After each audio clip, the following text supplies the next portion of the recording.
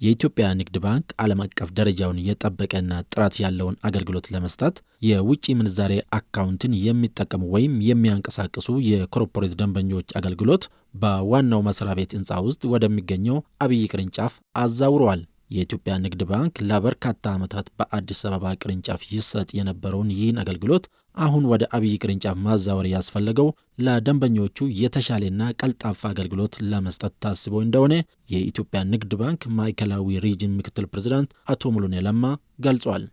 እነዚህ ትልልቅ ደንበኞች፣ ዲፕሎማቶች፣ ኤምባሲዎች ደንበኞች ሰርቪሳቸው ከምንሰጣቸው ሰርቪስ በተጨማሪ በምቹ ሁኔታና በተመቻቸው ሁኔታ ቦታ አገልግሎት እንዲያገኙ የማድረግ ስራ ነው። የአብይ ቅርንጫፍ ስራ አስኪያጅ አቶ ደረጀ ቶላ በበኩላቸው የተፈጠረውን ምቹ ሁኔታ በመጠቀም ለደንበኞቻቸው በከፍተኛ ቁርጠኝነት የላቀ አገልግሎት እንደሚሰጡ አረጋግጧል። የደንበኞችን እርካታ በመጨመር አገልግሎትን በጥሩ ሁኔታ በመስጠት ከደንበኞች የምናገኘውንም በሪሶርስም አጠቃላይ አገልግሎቱንም በከፍተኛ ስታንዳርድ አሳድገን ባንኩን ወደ ተሻለ ደረጃ ማሳደግ ከኛ ይጠበቃል።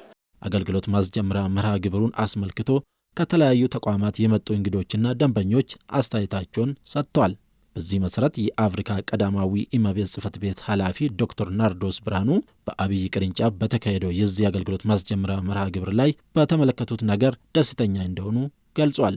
አቀማመጡም ለደንበኛ ምቹ ሆኖ የተሰራ ነው። ይዞታውም ቅርጹም በጣም ልዩ ነው። በጣም የሚያስደንቅ ነው። ስገባ ጀምሮ በጣም የሚያስገርም ሆኖ ነው ያየሁት። የባንካችን የኮርፖሬት ደንበኛ የሆኑት ወይዘሮ ሃናን የተጀመረው ይህ አገልግሎት የባንክ ኢንዱስትሪውን ወደ ላቀ ደረጃ የሚያሸጋግር ነው ብለዋል።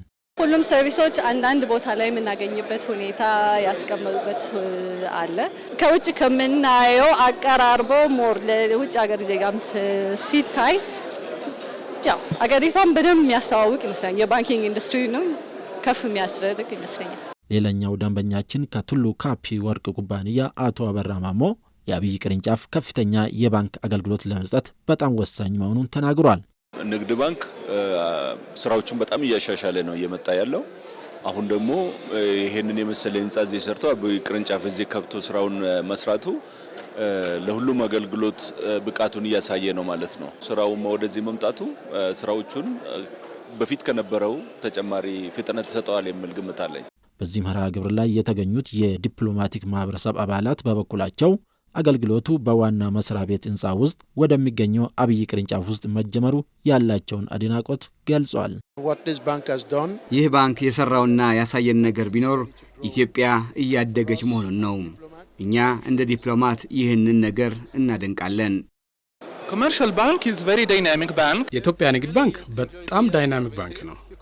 በአገልግሎቶቹ ላይ መሻሻያ ስለሚመለከት አገልግሎቶቹን በእጅግ ወደዋለሁ። በአብይ ቅርንጫፍ በተካሄደው የዚህ አገልግሎት ማስጀመሪያ መርሃ ግብር ላይ በርካታ ዓለም አቀፍ ተቋማት ተወካዮች፣ አምባሳደሮች፣ ዲፕሎማቲክና የዲያስፖራ ማህበረሰብ አባላት ተገኝተው ቅርንጫፉን ጎብኝተዋል።